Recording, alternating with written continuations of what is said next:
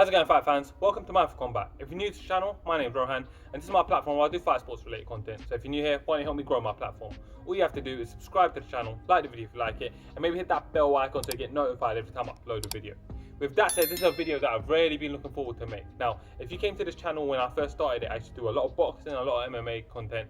I've been a bit annoyed with boxing over the last few years. Obviously, I love boxing just as much as I love MMA.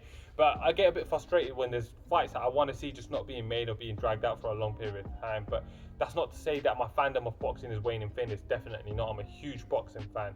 And in this video, I'm going to be looking at 3 things that I feel boxing must have happened in this year to really be able to propel itself and get going again, be neck and neck with mixed martial arts where all the biggest fights happen. When I say things, I obviously mean fights. These are key fights that I think must happen in the year 2021, or at least, you know, start to materialize in this year for boxing to once again be taken legitimately as a sport. There's a lot of obviously rubbish that goes on in boxing when you see top fighters not fighting the best in the division. There'll be multiple champions not fighting each other. Obviously, boxing's been around for hundreds of years, so there's contracts and the negotiations and everything that goes along with it. It can get very frustrating for a fan such as myself, but this is a video where I want to talk about some of the stuff that I'm really hoping happens. Now, the first one is arguably it's probably straight up the biggest thing that can happen in boxing, and the reason why it's number one is because it's turning more and more into a reality. So I'm going to put some of the more stuff that's probably less likely to happen towards the end of the list, and I'm only going through 3 things, and that's the fight between Tyson Fury and Anthony Joshua. Now, this is a very important fight.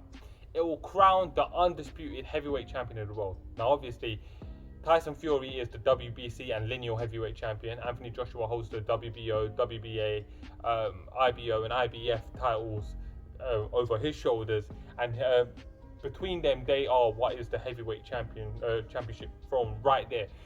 I think this fight needs to happen so we can crown the true number 1 heavyweight. There's been lots of trash talk between these guys throughout the years, and I think there's been a lot of talk between the fans on who would win this fight. It's very important to have that answered at this stage, and for us to finally have a true number 1 heavyweight so we can know who the number 1 in the game is.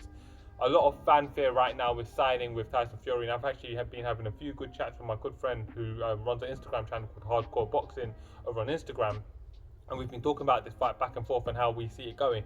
My prediction on this fight for this video isn't important, but what's important is that this fight happens and that it materializes, as I think it's an important fight. I think it's important for the division. I think it's important for the history of the sport. I think it will be the biggest fight that can possibly happen in boxing. It will bring the most eyeballs to boxing as possible, and I think it will take away the sour taste from the Deontay Wilder Anthony Joshua fight not materializing. Now, obviously, there's technically one more heavyweight belt out there in the lurks, owned by Manuel Charles, which is the WBA regular world heavyweight title. That's a bunch of nonsense. Everything that's going on there, no one really cares about that no more. Can't believe that man's had a belt, not had to fight him over 3 years. It's super frustrating. But the winner of this is going to be the undisputed heavyweight champion, and that's it, we're done. Anyways, next on the list is probably one of the fights that purists dream of right now, and that's between the undefeated welterweight champions Errol Spence and Terence Crawford. Now, I'm going to caveat that by saying Manny Pacquiao does technically have the WBA super welterweight championship, so I guess this wouldn't be an undisputed title, but for my money, whoever wins this fight would be the number 1 welterweight undisputedly. No disrespect to the 42-year-old all-time great in Manny Pacquiao, but at this stage of the game, I think one of these 2 young bucks will deserve that mantle. Talk about this fight a little bit.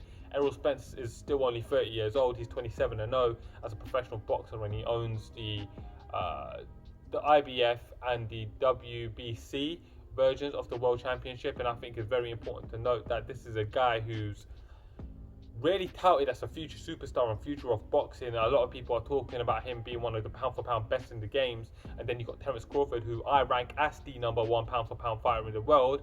He's 37-0. He's the WBO world champion. He's been a multiple division world champion. He was the undisputed champion at light welterweight. He's won a world championship at lightweight. So this is a guy who's come up and done a lot of stuff, and has actually talked about going back down to 135 and making some noise back down there just because he likes what's going on in that division.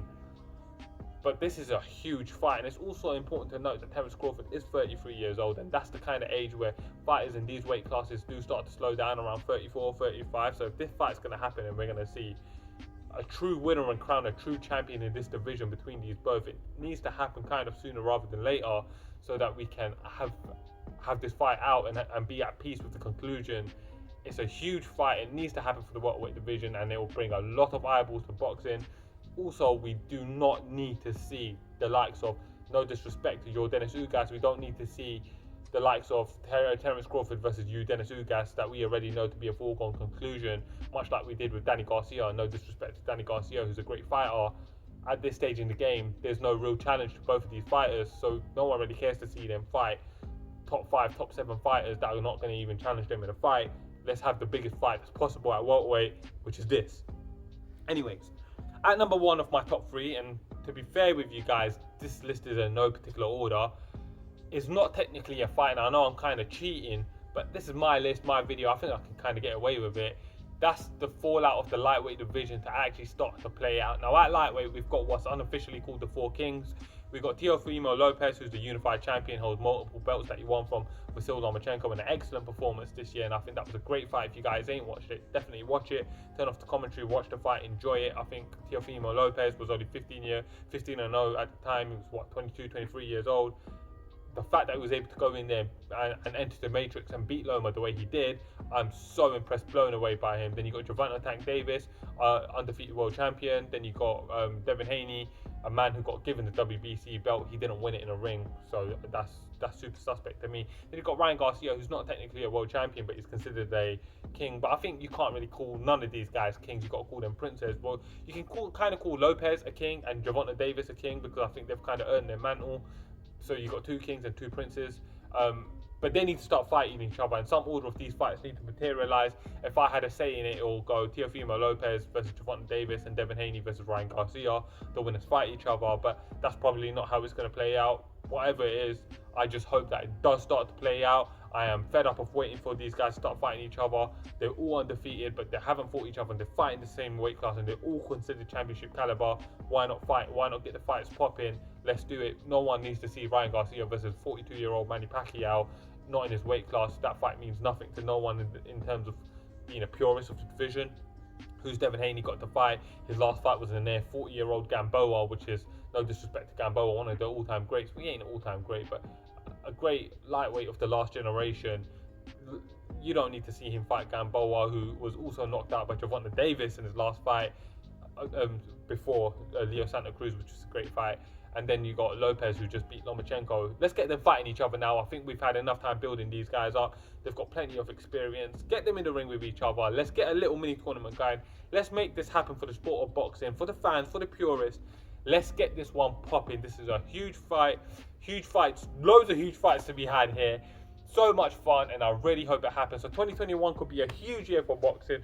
Boxing, the ball's in your court. How do you guys want to play this? Boxers, the ball's in your court. How do you guys want to play this? Do you want to get leapfrogged by UFC that badly? Do you want to be playing second fiddle to a sport that's been around since the 90s while you've been around for hundreds of years? Or do you want to start making the fights that fans want to see happen? Start getting some credibility back in the championship slot, so that there's only one champion in division and we know who the best is, and there's no trash talk. There's no point talking shit between Ryan Garcia and Gervonta Davis and then going and having different fights. It's just stupid to me.